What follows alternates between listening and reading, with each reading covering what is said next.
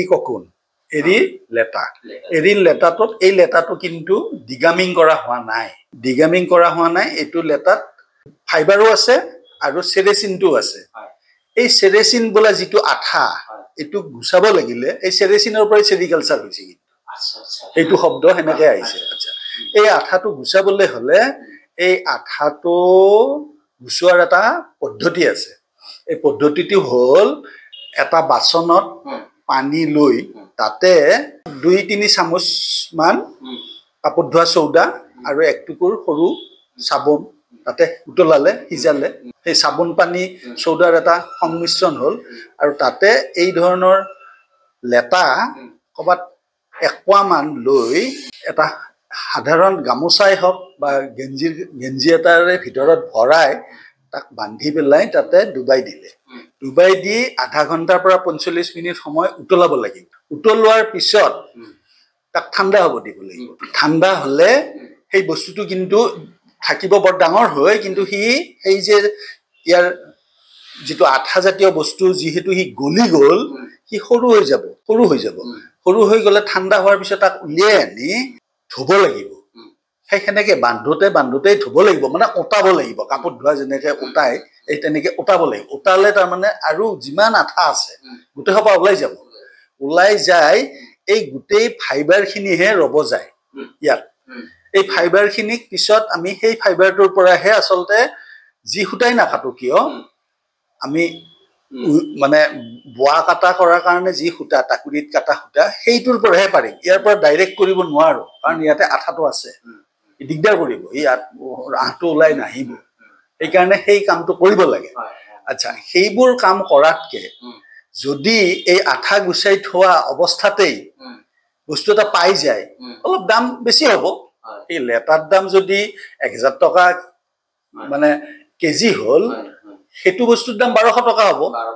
এই 1200 টকাৰ 1 কেজি পিঠা কিনি আনিলে তাৰমানে সেই যে যিটো ওলাল, সেইটোক আকৌ এখন বাচনত পানী দি পেলাই যদি তাক থপৰিয়াই দিয়া হয় বা এই খুন্দনাৰ মাৰি দিয়া হয় বা গিলাচৰ উল্টা ফালটো দি এনেকে মাৰি দিয়া হয়, সি পিঠা হৈ যাব।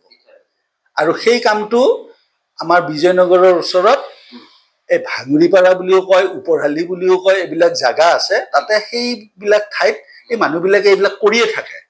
কাৰণ বেছিভাগ বাহিৰৰ মানুহে পিঠাখনহে নিবলৈ ভাল পায়। এইটো ল'বলৈ বেয়া পায় এইটো কাৰণে, এইটোত অলপ লেটাতে বহুত ডাঙৰ ভলিউমটো আহি যায়, দিগদাৰ হয়। সেইটোত হ'লে 1 কেজিত এনে সাধাৰণ টোপোলা এটাতে গুচি যাব। এতিয়া এইটোৰ নেক্সট বস্তুটো হ'ল এই পিঠাখন।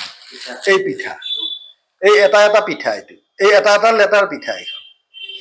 এইটো এটা লেটাৰ পিঠা কিমান সহজ হৈ গ'ল। এই এনেকে ইয়াতে কমেও 20টা লেটা ইয়াত সোমাই আছে, কিন্তু এনেকুৱা লেটা 20টা মানে ভালেখিনি হ'ব। এতিয়াতো এইখিনি কপাহ যেনে লাগে। তাৰমানে ইয়াতে সেই আঠাটো নাই। এতিয়া মোৰ এই কামটো কৰিবলৈ হ'লে এই বস্তুটো কিনিব পায় তাতে। বিজয়নগৰৰ ভাঙুৰিপাৰা বা ওপৰহালি সেইবিলাক জেগাত গ'লে যে মোক এই এনেকুৱা এৰীৰ পিঠা লাগে, কিনিব পায়। কিনি আনিলে 1 কেজি কিনি আনিলে বহুত হৈ যাব। আচ্ছা, এতিয়া ইয়াৰ পিছত মই এই 2টা ষ্টেজ দেখালো। এই ষ্টেজৰ পৰা এই লেভেললৈকে সূতাটো কাটিব লাগিব। কেনেকে কাটিব এই লেভেললৈ কেনেকে আনিব? আনাৰ কি পদ্ধতি?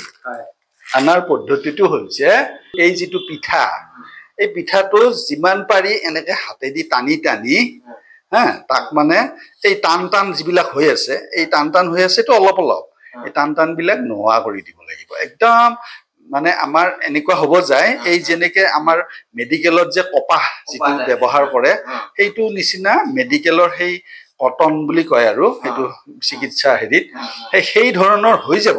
অলপ এনেকে খালি এই টান যিবিলাক বস্তু আছে অলপ এইবিলাক তাৰমানে ভালকে ডিগামিং কৰিলে কিন্তু এই টানবিলাক নাথাকে। এওঁলোকে আৰু কমাৰ্চিয়েলি কৰেতো, এইবোৰকে আকৌ আৰু একবাৰ যদি সিজাই ডিগামিং কৰি লোৱা হয় আৰু ভাল হ'ব, বস্তুটো আৰু কোমল হৈ যাব। মই এইবিলাক পৰীক্ষা নিৰীক্ষা চলাই আছো বাৰু, কৰি আছো। এতিয়া এইবিলাক চাই আছো মই কেনেকে আৰু কোমল, মানে এই যে মই দেখালো মাফলাৰখন যিমান হৈছে তাতকেও বেছি কোমল লাগে, কোমল হ'ব লাগে। কোমলটো কেনেকৈ হ'ব? ফাইবাৰটো কোমল নহ'লে আমি সূতাও কোমল কৰিব নোৱাৰোঁ আৰু তাৰ মাফলাৰখনো কোমল কৰিব নোৱাৰোঁ। সেইকাৰণে ফাইবাৰটো যিমান পাৰি কোমল বনাব লাগিব। হ'ল নহয় এনেকৈ এনেকৈ মানে যিমান পাৰি এনেকৈ অলপ সময় এই আৰু 2-3 মিনিট লাগিব আৰু কামটো কৰোঁতে কৰোঁতে অভ্যাস হ'লে সোনকালে সোনকালে হ'ব। এনেকৈ এনেকৈ কৰি এই সূতা হ'লেই। এতিয়া যে এইটো ইমান যে মানে চাফা হৈছে যে ইয়াৰ যে হালধীয়া বৰণ এইটো যে নোহোৱা হৈছে দিগামিনৰ কাৰণে হৈছে? নহয়, আমাৰ ইয়াৰে ককুনবিলাক বগা। এইটো আমাৰ ইয়াতে মানে বিজয়নগৰত যিমানবোৰ ককুনৰ হেৰি আছে তাতে চব বগা সূতাবোৰ। এই হাফলঙৰ ফালেহে সূতা মানে ককুনবিলাক অলপ ৰঙচুৱা। এই সূতা হ'লেই। আচ্ছা, এই সূতাটো এনেকুৱা ধৰণৰ এডাল এই বিজুলী বাঁহৰ মাৰি বনাই ল'ব লাগিব। লৈ পেলাই এইটো বস্তু এই এনেকৈ মই থৈ দিছোঁ নহয়, এই ইয়াতে এইটো লক কৰি দিব লাগিব। এই লকটো কেনেকৈ কৰিব লাগিব? এনেকৈ লৈ এইটোৰ ভিতৰেদি সোমাই এই আমাৰ ছাগলী দৰা দিওঁতে যে ৰছীডাল বেছি দীঘল কৰিবৰ কাৰণে কৰা হয়, এইটো এনেকৈ কৰি দিয়াৰ লগে লগে এইটো এটা লক হৈ গ'লে লকটো কিন্তু পিছত দেখাই পোৱা নাযাব। এনে গাঁঠি মাৰিলে কিন্তু দেখা পোৱা যাব এই লক, এইখিনিতে লকটো আছে, ধৰিব নোৱাৰি কিন্তু।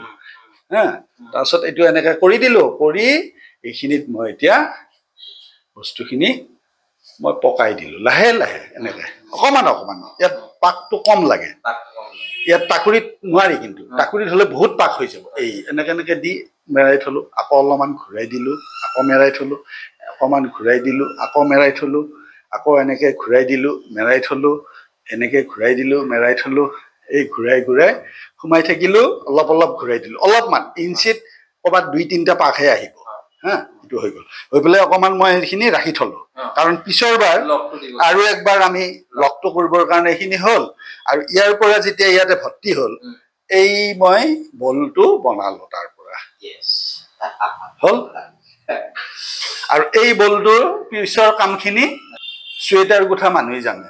এই কামটো মই যে আজি শিকালোঁ, বেলেগক শিকাব পাৰিব, শিকাব লাগে। আৰু মই গুৰু শিষ্য পৰম্পৰা নিচিনাকে আজি মই শিকাইছোঁ, আপুনি আৰু 10জনক শিকাব, তেওঁলোকে নিজে নিজে বনাই লওক।